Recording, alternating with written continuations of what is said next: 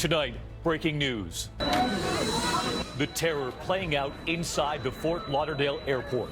A gunman opening fire. Authorities say a 26-year-old American, an Army veteran, killing 5 and leaving several more injured. Victims rushed to the hospital. Tonight, what we've just learned about the gunman. He was known to the FBI, as we hear from eyewitnesses who were standing just a few feet away from him. Also tonight, the face-to-face meeting inside Trump Tower. After weeks of President-elect Donald Trump taking aim at U.S. intelligence, questioning their work, questioning the Russian hacking, tonight Mr. Trump in the same room with them, and what he said right after. And this evening, new information declassified. Authorities revealing Vladimir Putin wanted Donald Trump to win. Dangerous driving at this hour, the winter storm hitting tonight, set to strike much of the south and the east, then the system moving north overnight. And a final goodbye. The names bidding farewell to a famous mother and her daughter. This is ABC World News Tonight with David Muir. Good evening, and we begin tonight with the horror that played out this afternoon inside the baggage claim at the Fort Lauderdale airport. Authorities say a passenger, an Army vet, pulling out a gun and suddenly firing. 5 people were killed, several more rushed to the hospital. Passengers got out of the terminal, many running in fear right onto the tarmac, hiding where they could, others trapped on planes. And within minutes, a powerful show of force, the FBI, local law enforcement sweeping across the airport, frightened passengers with their hands in the air. Tonight, we have new reporting on the lone gunman and the passengers still stuck on that tarmac. We begin with the moments right after the shooting. Tonight, the cries of the passengers and loved ones just moments after it was over. They were the ones who saw it all. The gunman in Terminal 2 walking into the baggage claim and opening fire. This woman describing what she saw. One of the victims lying in a pool of blood. She was among the 5 who were killed. Other passengers and family members holding on to one another. Stop fire on you downstairs. Lower level inside. We have a subject with gunshot to the head. It was 12:55 p.m. The first reports, the first calls to 911. Gunfire erupting. The shooter had loaded his gun and was firing indiscriminately. Men, women, anyone in front of him. At least 8 rushed to area hospitals. A father, Michael Starobinski, took this photo looking out the window of the terminal. A man who had just been shot had been brought outside, the blood-stained sidewalk, the woman holding up his arm. The father who took the photo. I hear popping noise and somebody says shots fired. I grabbed 2 of my children, ran outside. I'm looking at a man and a woman, and a man bleeding profusely, and the woman who just says, "Help, help." Paramedics then rushing to his side and racing him out on a stretcher. The airport was put on lockdown, all exits blocked off. Some passengers stranded in planes on the tarmac with little information. What happened here right now, I don't know what just happened here at our terminal right now. Other planes rushing passengers off to safe zones on the tarmac. And hundreds were evacuated from inside the terminal, down stairwells, taken outside too. There were hundreds standing together. Many were sent to the perimeter of the airport, their hands in the air as authorities swept the scene. For a time, there were reports of more gunfire possible in another terminal or parking garage. SWAT teams racing to knock down those reports. Late today, saying they believe it was just one gunman, one scene. Still, terrified passengers racing across the tarmac, taking cover behind cars. This photo captured by an eyewitness as authorities appear to take the suspect away.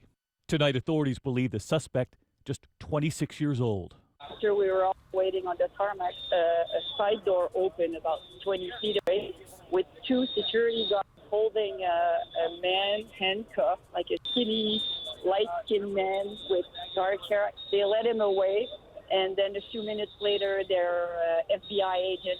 Florida Senator Bill Nelson telling me on air that the suspect was carrying a military ID. It was found on him. His name is Esteban Santiago. Sources telling ABC News he arrived in Fort Lauderdale as a passenger, traveling from Anchorage, Alaska, through Minneapolis, then to Fort Lauderdale, legally checking his unloaded gun and separate ammunition into his baggage.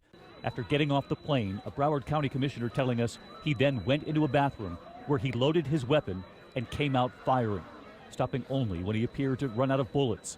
then laying on the ground until police came and arrested him. We have 5 individuals that have lost their life. We still have people fighting for their life in our hospitals. Whoever is responsible will be held accountable to the full extent of the law.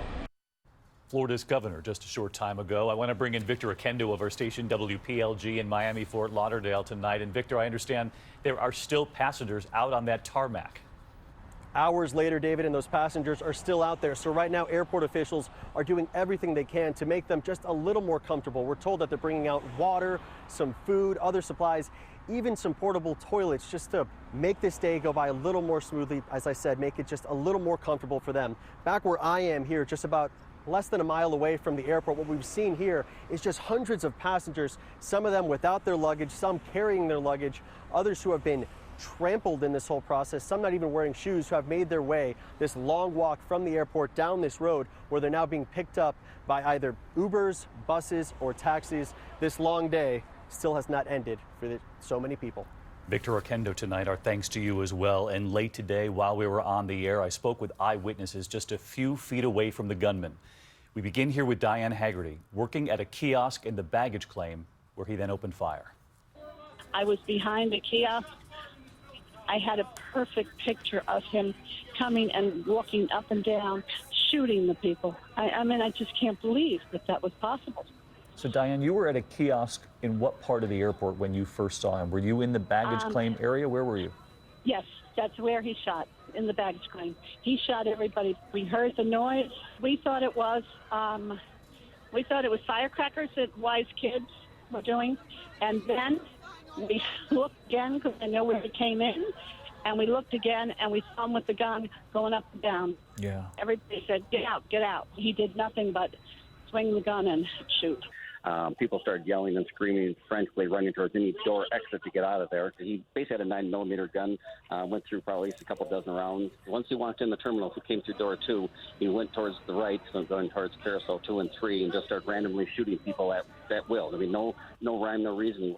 By the time he was done shooting there, he was basically threw the gun down on the ground and basically was laying spread eagle, face down on the ground before any officers were really even much in the area whatsoever. That's the first time we've heard a description like that. He was down on the ground? Oh, yeah. He basically threw the gun on the ground, and he laid on the ground face down, spread eagle.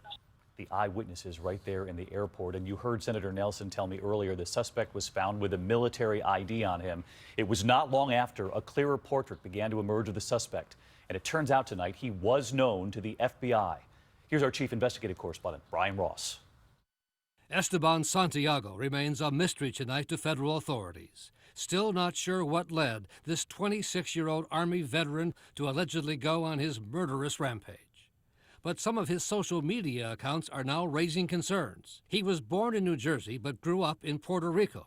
Santiago's Instagram profile page has photos of him in uniform as a member of the Army National Guard in Puerto Rico and Alaska. He was deployed to Iraq for a year and honorably discharged 4 months ago. Santiago's profile statement reads, "Here's to finding whether or not your mission on Earth is finished. If you're still alive, it isn't." Federal authorities tonight tell ABC News that Santiago recently received mental health treatment after he showed up at the Anchorage, Alaska FBI office, claiming the government was forcing him to watch ISIS videos. Agents described him as incoherent. Tonight, FBI agents and police are at Santiago's last known address at this trailer park in Anchorage, and outside the home of his relatives in Union City, New Jersey, trying to decipher the troubled life of Esteban Santiago and what brought him to the airport in Fort Lauderdale with a gun. Brian Ross with us here tonight on this fast-moving investigation, and are federal officials now looking at this as a possible terror investigation? That hasn't yet been decided, David, but based on what he told the FBI, his rants about ISIS back in Anchorage, it seems increasingly likely the Joint Terror Task Force will finally take over this investigation at some point soon. So this could take a turn. Brian Ross tonight, thank you. I want to bring in our senior justice correspondent, Pierre Thomas, because, Pierre, when people watching hear that he was known to the FBI, boarded that plane, checking his gun and his luggage, and no red flags? David, sources say as far as they know, and it's early, the suspect was not on any terrorism watch list or no-fly list. It appears the suspect was viewed by the FBI as having mental health issues as opposed to being a terror threat. But David, we're in a gray area here because there appears to have been a reference to ISIS, even though the man was apparently incoherent when he spoke to the FBI. And this raises questions about whether authorities in airports should be notified when a person who may have mental health issues is flying with a gun and ammunition in checked baggage. David, has another gap in the system been exposed? Many more questions on this front, Pierre, are thanks to you. And you heard Pierre report the shooter checked his weapon in perfectly legal before his flight and his packed ammunition. Many now asking, what is the procedure when flying with guns? ABC's David Curley covers aviation. Somewhere tonight, someone is checking a firearm for a flight, and it is perfectly legal. While the TSA confiscates hundreds of weapons at checkpoints in carry-ons, a gun owner who follows the rules can travel with a weapon as checked baggage, which Esteban Santiago apparently did. And the right way is you take your firearm and you pack it at home. TSA requires that the weapon is unloaded. It has to be packed in a hard case, plastic, wood, or metal that must be locked. And then when you go to check in for your flight, you've got to check in at the counter and declare that you have the firearm. But it's not just the unloaded weapon that's allowed in that case. Ammunition magazines and a small amount of small arms ammunition, which is boxed, can also be carried. Checking a weapon in the luggage compartment is a common practice, but neither the TSA nor the Airline Association could tell us, David, how many weapons travel each year. David Curley on this. Our thanks to you and the entire team tonight. In the meantime, we turn to other news breaking at this hour. And after weeks of taking aim at the U.S. intelligence community, President-elect Donald Trump in the same room with those very intelligence officials, being briefed on their investigation into Russia's hacking of the U.S. election. Just hours before that briefing today, Mr. Trump calling it a, quote, political witch hunt. Tonight, what the president-elect said after that high-stakes meeting. ABC's Cecilia Vega at Trump Tower.